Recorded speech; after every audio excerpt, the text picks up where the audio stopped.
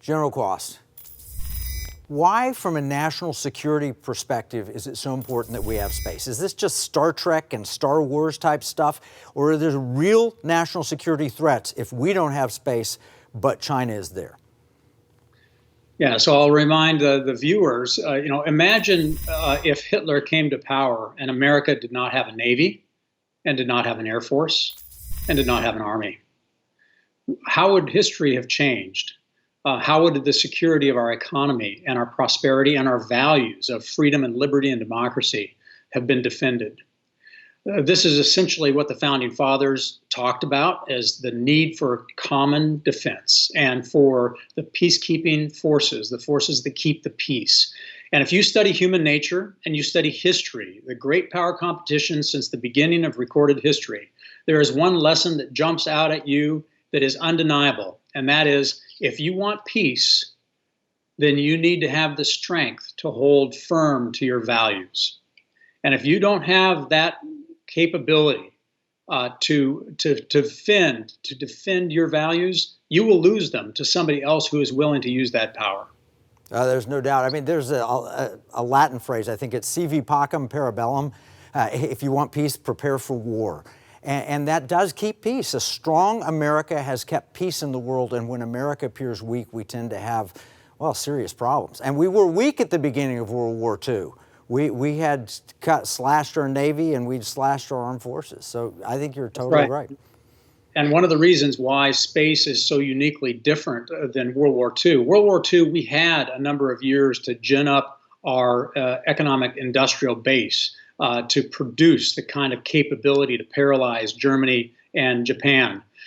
But space has an attribute of speed and range that is so lethal and so potentially powerful that what China is building can be existential so rapidly that we would never have time to turn to the industrial base and say, okay, spend a year building me the capability to defend our information systems, our energy grid, our economics, our transportation.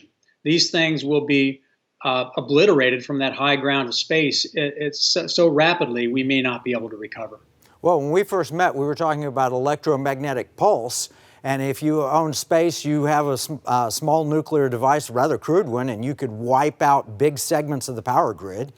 They could take down just GPS. And I mean, how dependent are we on satellites from a military standpoint? That's right. So the American society has fallen asleep with regard to this dependency on technology without thinking about how a determined adversary might use it as a weapon against us. So it exists in the power grid and our information grids and our transportation modalities. We are vulnerable. China knows it, and they are building a force to hold us hostage and blackmail us against those vulnerabilities. This is why we must build strong and why the Space Force is essential. If we are not on that high ground to compete with China, they will be able to, for pennies on the dollar, hold us under their foot. Yeah, well, I read some of this, the science fiction type stuff. If you could shoot metal rods down and blow up entire cities, and because they become essentially asteroids, like the thing that killed the dinosaurs. Is that science fiction, or is there truth to that? Oh, it's truth. I mean, velocity is powerful. Velocity squared. That's why all the equations show that, and it's true. One tungsten rod traveling at Mach speeds has the power of a thermonuclear weapon. Wow. And you just have to put it in the right position and fire it in the right way, right? That's right. You don't even have to fire it. You're moving at such speeds in space that it takes almost no energy to accelerate something to the kind of speeds that are catastrophic when they hit the terrestrial realm.